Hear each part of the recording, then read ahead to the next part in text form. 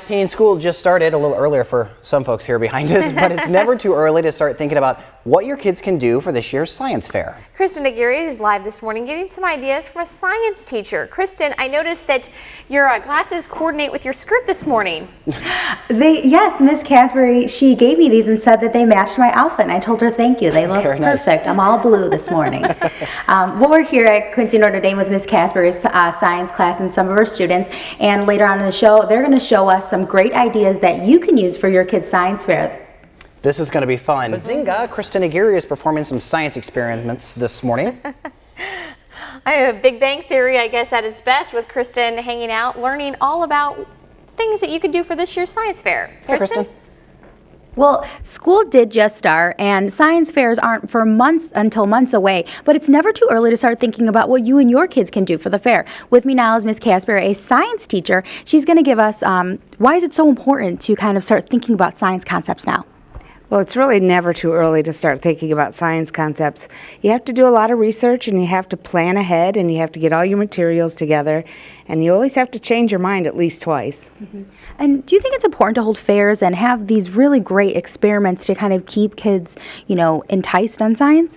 Oh yeah, and it's always a good idea for kids to explore the world on their own. Mm-hmm. Besides just doing it in class, they need to go out and try stuff on their own. Okay, so what do we have going on here? We have Luke, who's going to be showing us our first experiment, and it's cool because it's on fire.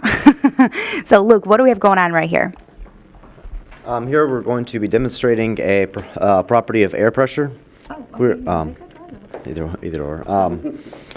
Normally we have air pressure all around us, just we're so accustomed to it and even dependent on it for survival that we can't really, we just don't really normally feel it. But here we're going to take all the air out of the can by displacing it with water vapor.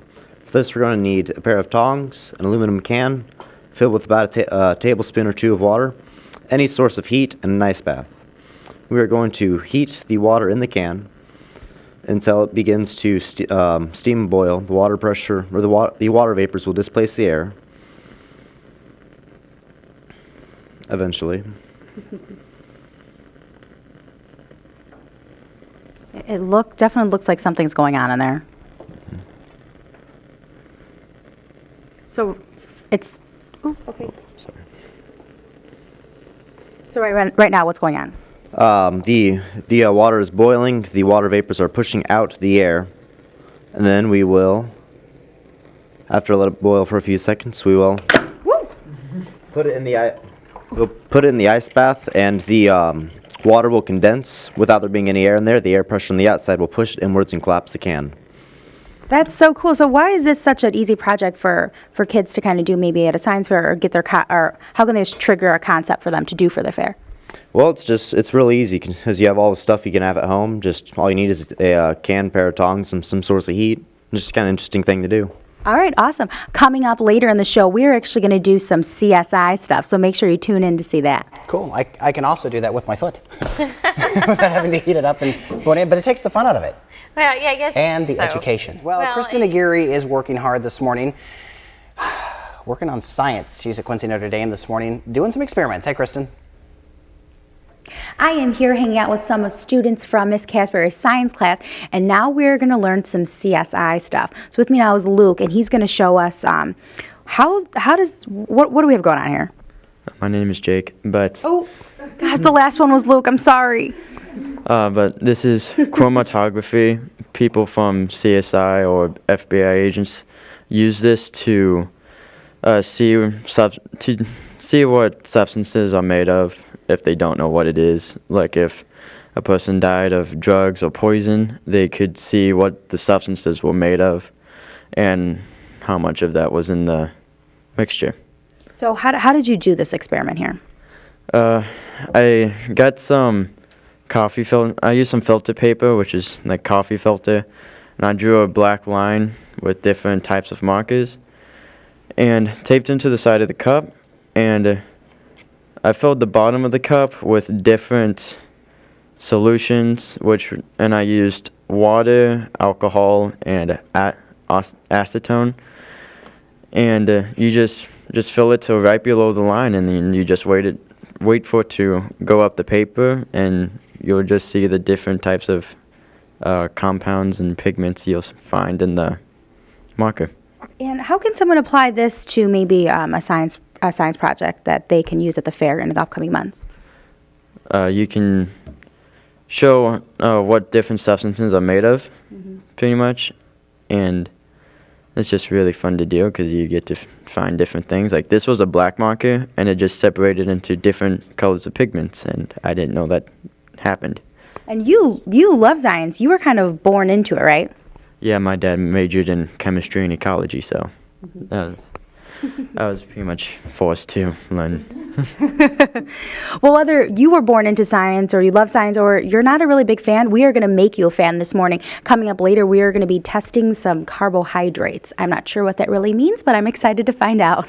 All right, we will see you in a little bit. In the meantime, and Kristen Aguirre is here. You remember the song in the 80s, She Blinded Me with Science? Oh, yeah. It's been in my head every segment that we go to Kristen, who's blinding us with science this morning. Good morning, Kristen.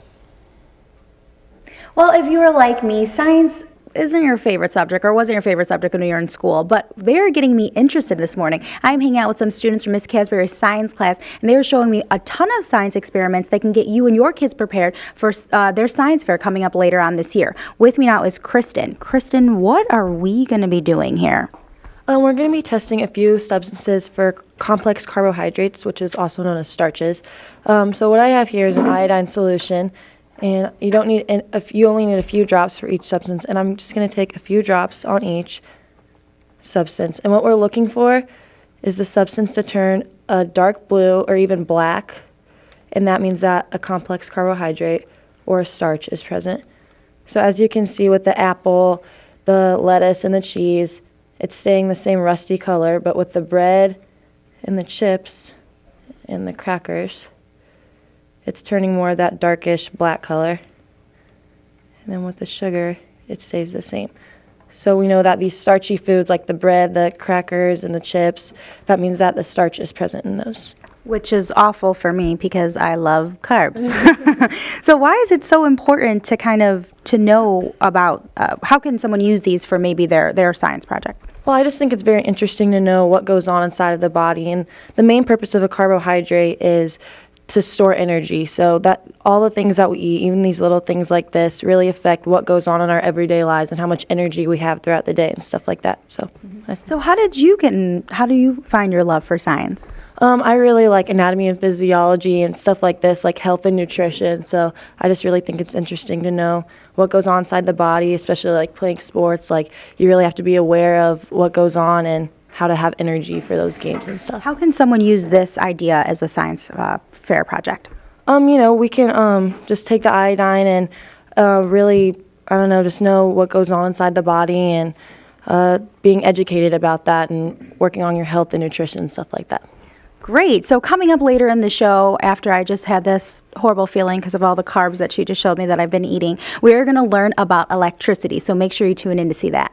All right, will do. Well, the good news is yesterday they said bread wasn't bad for us after all. So yeah, she's getting some ideas from some local students on what you can do this year for your child's science fair. Kristen? Yes, school did just start, but it's never too early to start thinking about what you and your kids can do for the science fair coming up in the spring. With me now is Mitch, who is going to show us a new experiment using electricity. Mitch, what do we have going on here? We have some wires connected to a nail and batteries that's going to send a magnetic field straight through the nail and make it magnetic to pick up this paper clip. And I know we're finding the magnetic field here, but this is stuff that's found in everyday life, right? Yeah, such as microphones and speakers, like in this microphone right here.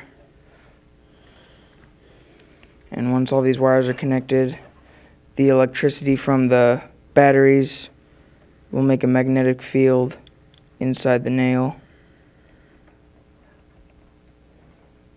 Right there. So this is kind of a different part of science. That's so cool. You're trying to figure out how things work then in this project. Yeah, it's pretty much just the electricity from the batteries is traveling through all these wires and then straightening out the magnetic fields in the coil and the nail. And you're a freshman, Mitch, and what has piqued your interest about science? My dad's a science teacher at St. Francis. He was at Payson. and then transferred. And when he was when I was little, I would always look at his science books, and I just found it really interesting. And so going from freshman to now senior, we have Ashley here who's a senior, and she has loved science for the past 4 years here. Ashley, why is it so important to kind of get kids interested in science? Well, science is found in everyday things. Science helps you understand how things work, and then you can also find new data and new information about things you didn't already know about, such as this microphone has an electromagnetic in it, which is really cool, I think. And over the past 4 years, the teachers at Q&D have really sparked my interest in science by incorporating what we read in the books during class, and then also the next day we would do an experiment based on what we read. And they've piqued your interest so much that you want to be in the science field for the rest of your life. Yeah, I want to be in the medical field. I've always loved the medical field ever since I can remember. And so now I want to be an RNFA, which is a registered nurse first assistant, which is like you have your surgeon here, and then right below that is the RNFA, who is the person that controls the surgery room and helps the surgeon. Perfect. So if you want to get your kid involved in science, or you're interested in how any of these projects work, make sure you take the tips that you learn here today. And if you're interested in getting your kid on the bus